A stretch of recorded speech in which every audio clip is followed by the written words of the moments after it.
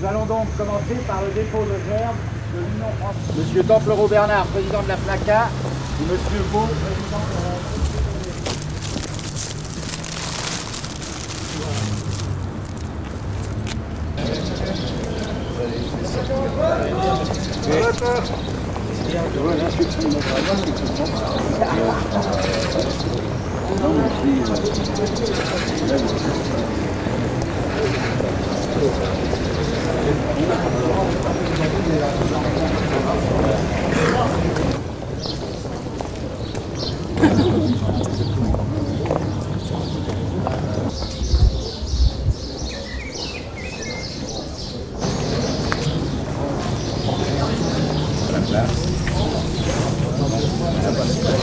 La municipalité a souhaité que cette cérémonie, qui fête la victoire des armées alliées sur la barbarie nazie, revête un caractère exceptionnel. Et pour cela, que la jeunesse participe activement à cet événement. Ainsi d'ailleurs que la population de notre ville. Et je vous remercie d'être déjà si nombreux.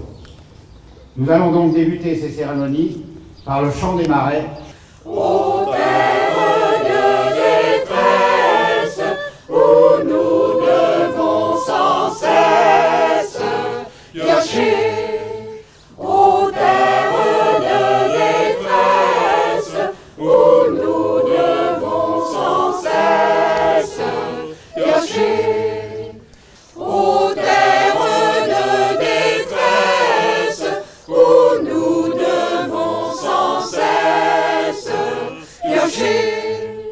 Mais un jour dans notre vie, le printemps refleurira. Vivra alors, ô ma patrie, je dirai tu es à moi. Ô terre d'allégresse, où nous pourrons sans cesse aimer. En ce jour anniversaire, pensons aux martyrs des déportés, au génocide des Juifs et des Tziganes, aux tortures infligées aux résistants dans les prisons de la Gestapo et de la milice. Pensons à la mort de Jean Moulin, aux pendaisons de Tulle, au massacre de Radour-sur-Glane. Que le souvenir de ces scènes atroces ne nous inspire pas de sentiments d'hostilité et de méfiance à l'égard du peuple allemand, mais la volonté d'intervenir auprès du gouvernement de la communauté européenne et de l'ONU pour qu'ils empêchent que se poursuivent dans l'ex-Yougoslavie, au Rwanda et dans d'autres parties du monde les massacres et les tortures que nous espérions ne plus revoir.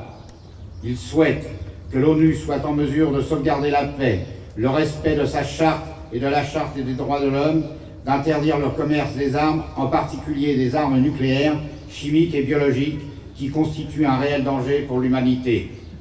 Ils souhaitent que l'ONU et l'UNESCO, dont on commémore cette année le 50e anniversaire, contribuent à la création d'un monde plus juste, plus fraternel, plus solidaire, plus tolérant.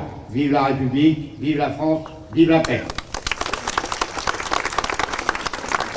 Il faudra que je me souvienne, plus tard, de ces horribles temps, froidement, gravement, sans haine, mais avec franchise pourtant. De ce triste laid paysage, du vol incessant des corbeaux, des longs blocs sur ce marécage, froid et noir comme des tombeaux. De ces femmes emmitouflées de vieux papiers et de chiffons, de ces pauvres jambes gelées qui dansent dans la pelle trop long. Des batailles à coups de louche, à coups de seau, à coups de poing. De la crispation des bouches quand la soupe n'arrive point. De ces coupables que l'on plonge dans l'eau vaseuse des baquets. De ces membres jaunis que rongent de larges ulcères plaqués. De cette toux à perdre haleine. De ce regard désespéré, tourné vers la terre lointaine. Oh, mon Dieu, faites-nous rentrer. Il faudra que je me souvienne. 50 ans après, comme tous ceux qui se déroulent dans la France entière, témoignent de notre attachement à la mémoire des victimes. Nous ne les avons jamais oubliées. C'est d'abord à elles et à leurs familles que nous pensons à chaque anniversaire. À l'hommage que nous rendons aujourd'hui à nos camarades tués dans les combats, fusillés, morts dans les camps, disparus, sans laisser de traces, nous associons tous les combattants des armées alliées en Europe, en Afrique, en Extrême-Orient, dans le Pacifique.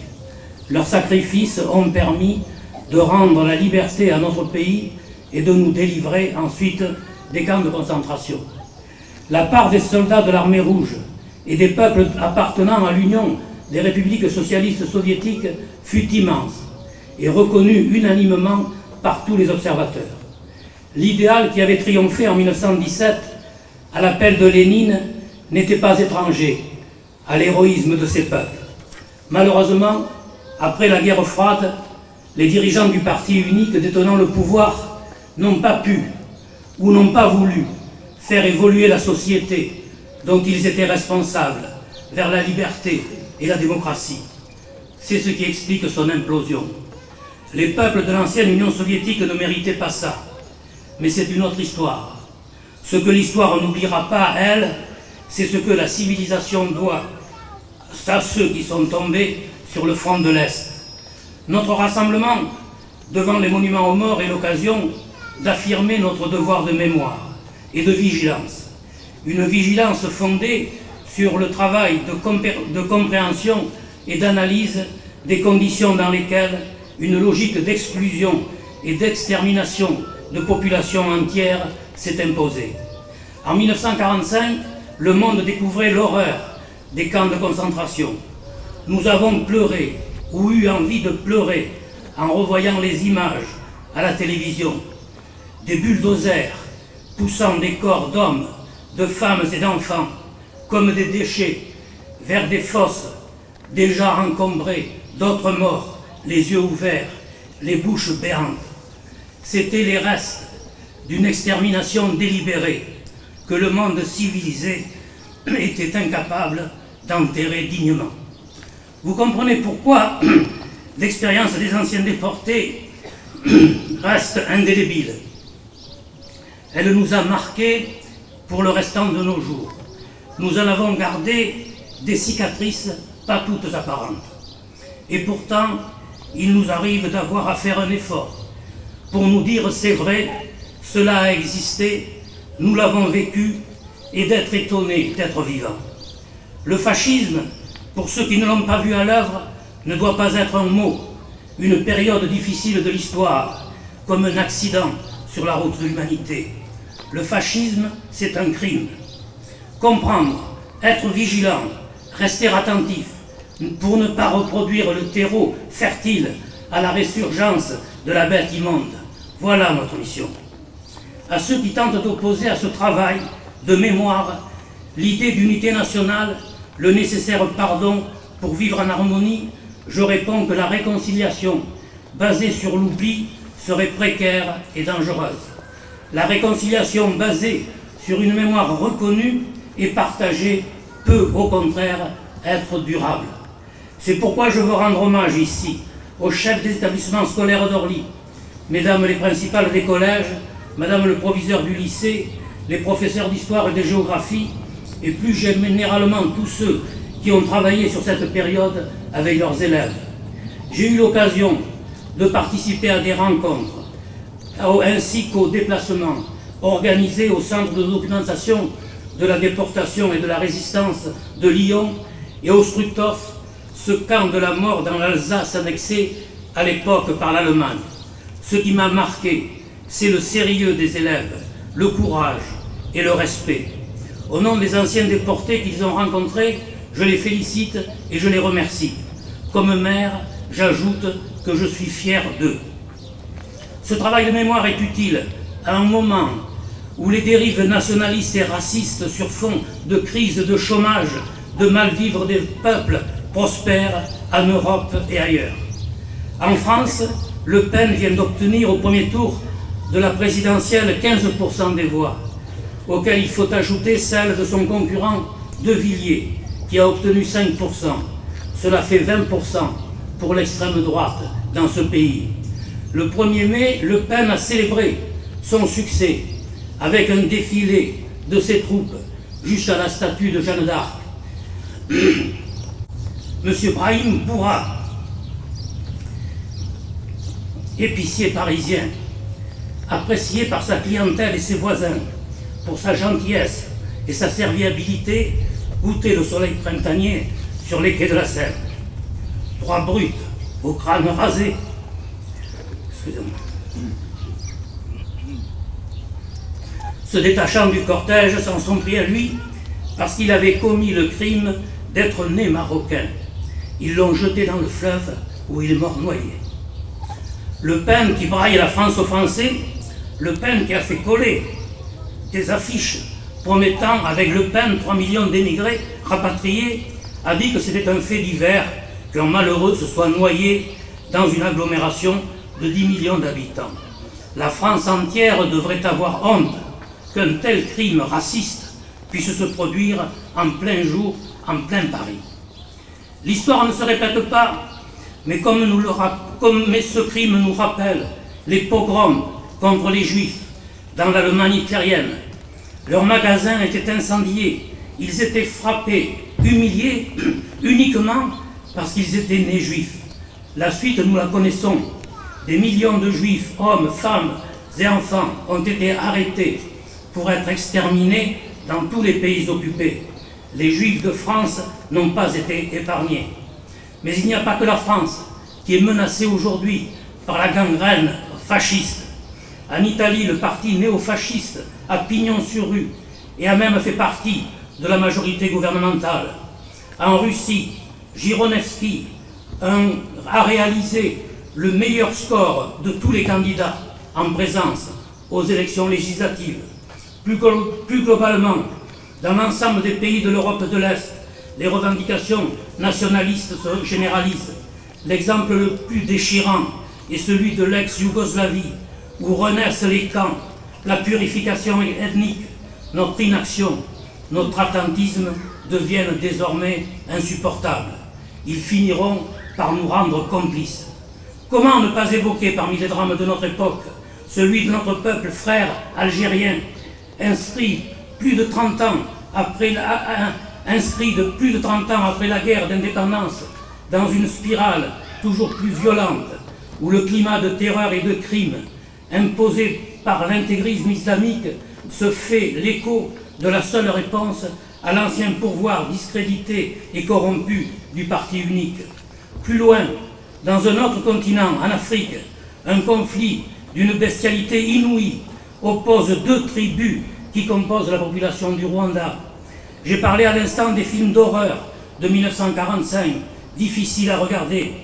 Ceux qui nous arrivent directement aujourd'hui par satellite du Rwanda sont le miroir de ceux de 1945. Là-bas aussi, aujourd'hui, on filme des hommes jetant des êtres humains dans des tranchées où se trouvent déjà des cadavres désarticulés d'hommes, de femmes et d'enfants. Seule la couleur de la peau est différente. Et il y a la Tchétchénie, d'où viennent les images de ruines, de maisons éventrées, de familles, l'eau dormant dans des caves, à même la terre, des morts recroquevillés, brûlés, les bras en croix. L'objectif froid de la caméra passe sur la désolation et le crime. Le racisme et la haine ont toujours les mêmes effets. On a envie de crier, ça suffit. Pourtant, la folie humaine n'est pas inéluctable. Au Proche-Orient, Israël et l'OLP ont signé le 13 septembre 1993 un accord historique de paix. Bien sûr, il n'a pas tout réglé après des années d'affrontements, mais le processus de paix est engagé. Il se poursuit malgré la volonté des extrémistes des deux bords, avec le soutien des peuples palestiniens et israéliens qui en ont marre de la guerre. En Afrique du Sud, sous l'égide du président de Klerk et de Nelson Mandela, leader historique du mouvement d'émancipation des Noirs, le régime d'apartheid vient de mourir. Cette mort-là, comme celle de l'hitlérisme le 8 mai 1945, me réjouit. Le courage n'appartient pas à ceux qui refusent de s'asseoir à une table pour discuter le moment venu. Le courage est du côté de Nelson Mandela et de Klerk. Le courage est du côté d'Arafat et de Rabin.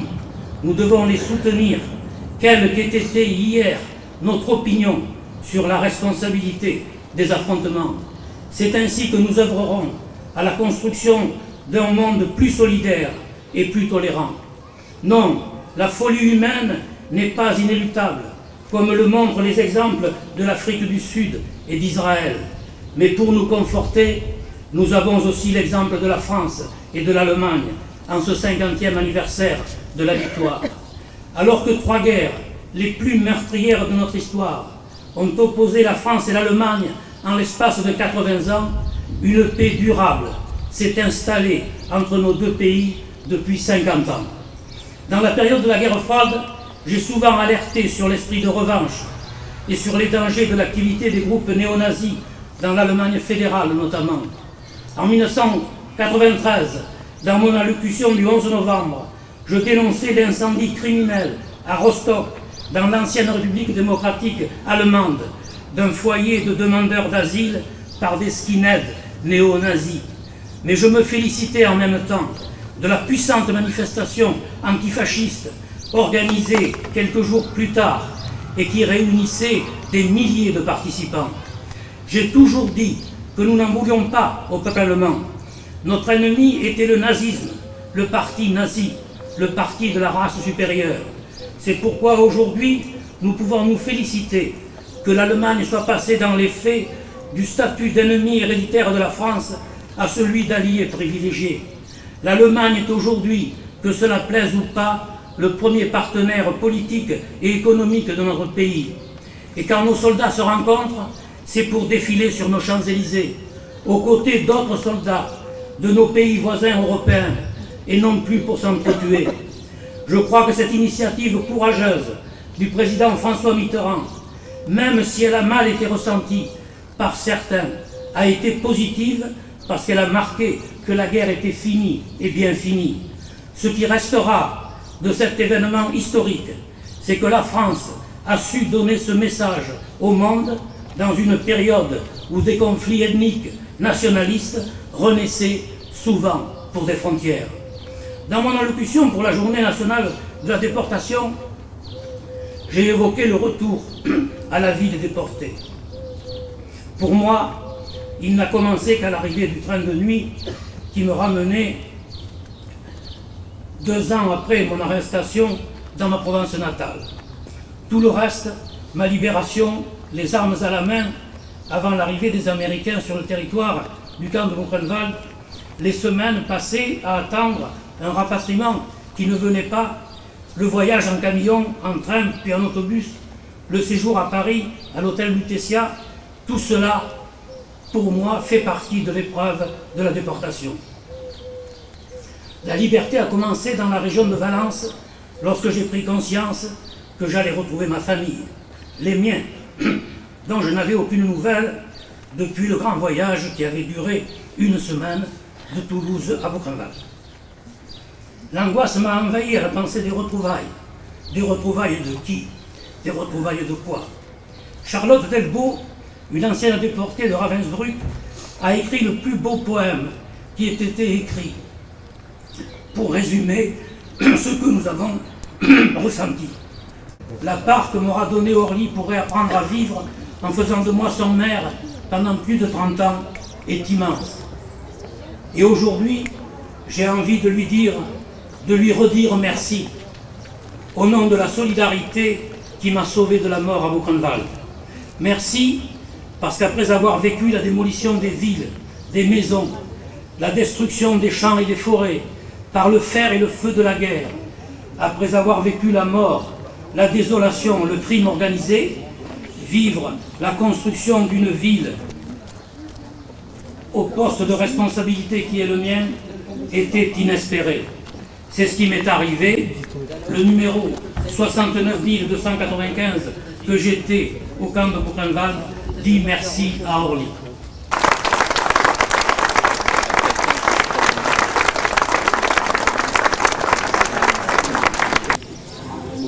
Entends-tu le tonnerre des corbeaux sur la plaine? Ami, entends-tu les cris sourds du pays qu'on enchaîne? Oh, les partisans, ouvriers, paysans, c'est l'alarme. Ce soir, l'ennemi connaîtra le prix du sang et des larmes. Montez de la mine, descendez les collines, camarades. C'est nous, détruisons les maisons, détruisons pour nos frères. La haine à nos trousses, c'est la fin.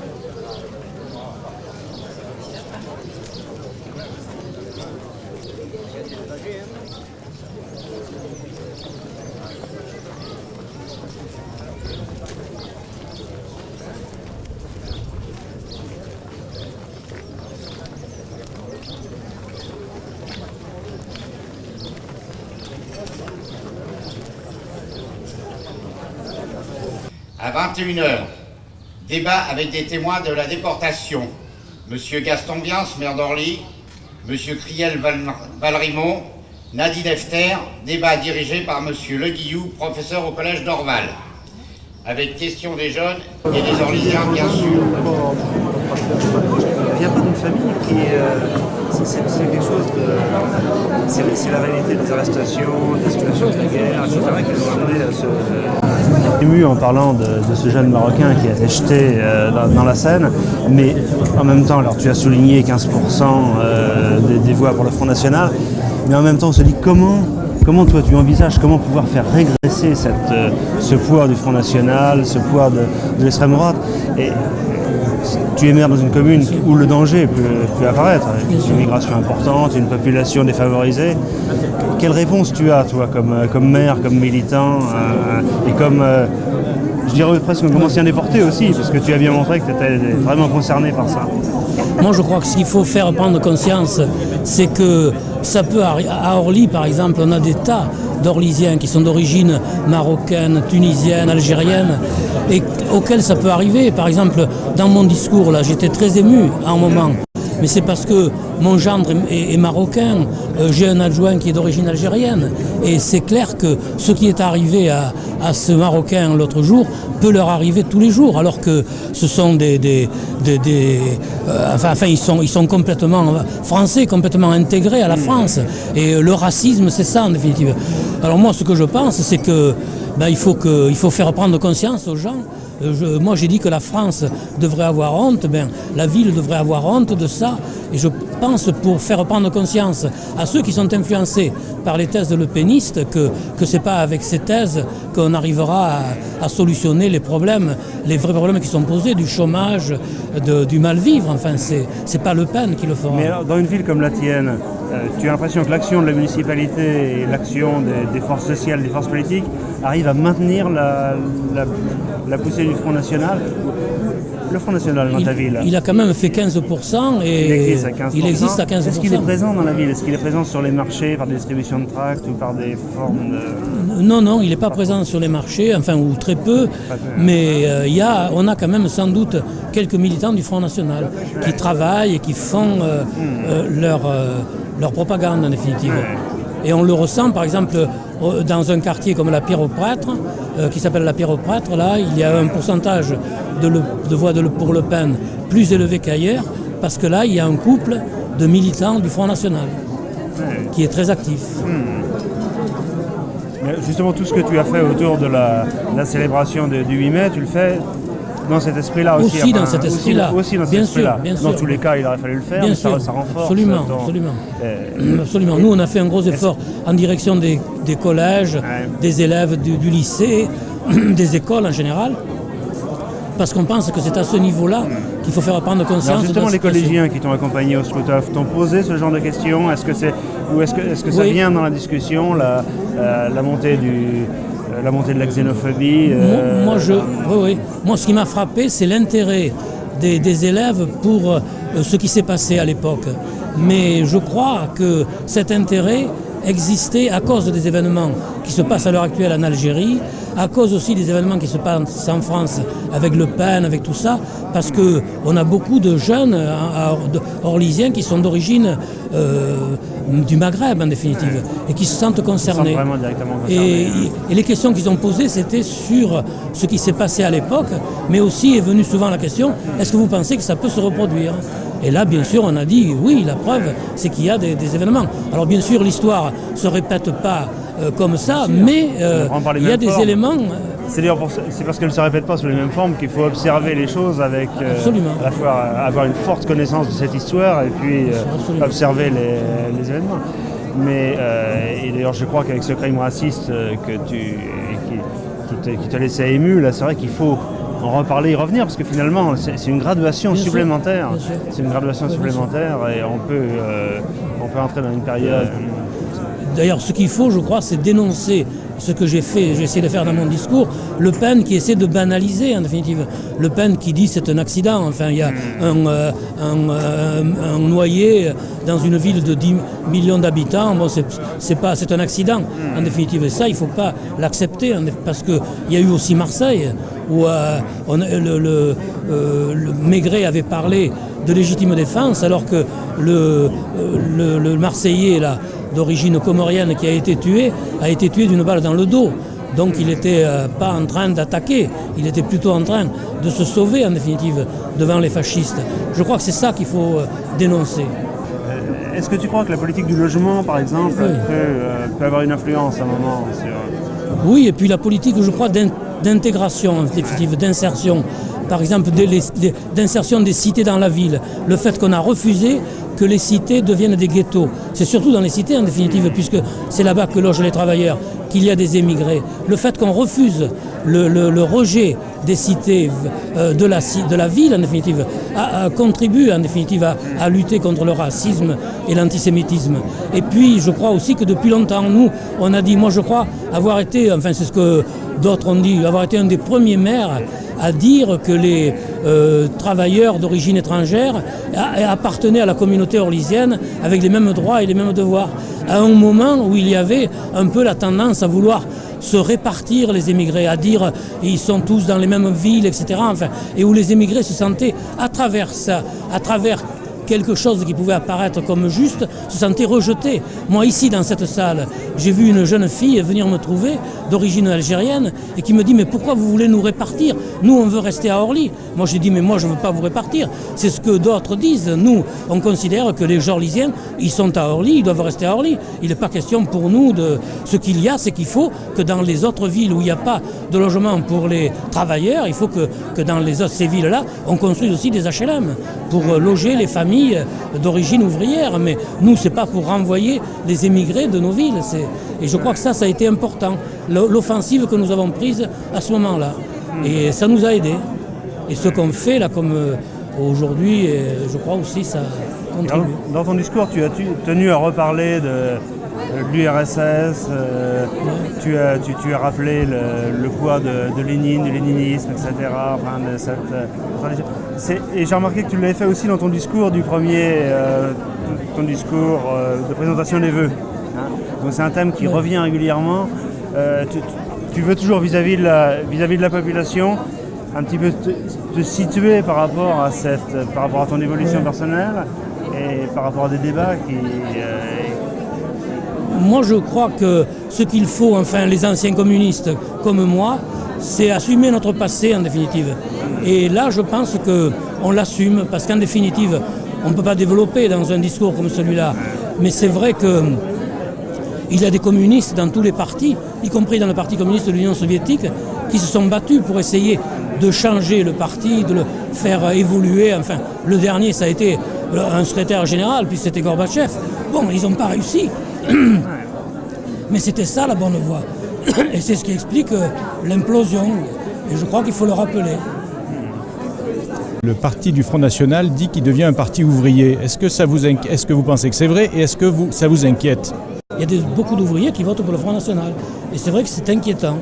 Et je crois que c'est aussi pour ça qu'il faut qu'on fasse de gros efforts pour lutter contre le chômage, contre le mal-vivre de ces gens qui voient la solution en définitive avec l'expulsion des émigrés en définitive. Enfin, il faut qu'on réagisse, oui, c'est inquiétant. Mais moi je connais un couple en particulier qui est d'origine ouvrière, qui est d'origine ouvrière. Mais j'ai pas de contact pour l'instant avec eux, c'est ce que je voudrais essayer d'avoir. Ils n'ont pas présenté une liste. Non, ils avaient, au municipal, ils avaient des candidats sur une liste de droite qui a été battue et éliminée au premier tour. Et à cause d'ailleurs de la présence du Front National sur cette liste. Dans la manifestation l'autre jour, on disait Front National dissolution. Est-ce que vous pensez qu'il faut aller jusque-là?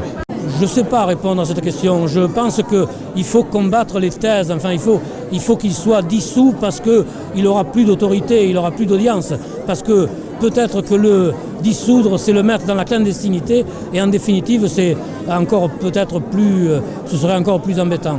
Je crois qu'il faut combattre ces thèses. On est dans une république, mais on ne peut pas tout permettre. Et le racisme, c'est un crime. Enfin, il faut le dénoncer, il faut le condamner. Et y compris, il y a des tribunaux pour ça. Moi, je crois que les tribunaux doivent agir. Mais de là à mettre le Front National dans la clandestinité, je pense que ce serait risqué au contraire peut-être de lui permettre d'avoir une activité clandestine encore plus importante et de le présenter un peu comme une victime. Mais cependant, peut-être ne pas le banaliser. Ce n'est pas un parti comme les autres. Bien sûr, ce n'est pas un parti comme les autres, il ne faut pas le banaliser, il faut le combattre, y compris condamner, que les tribunaux condamnent.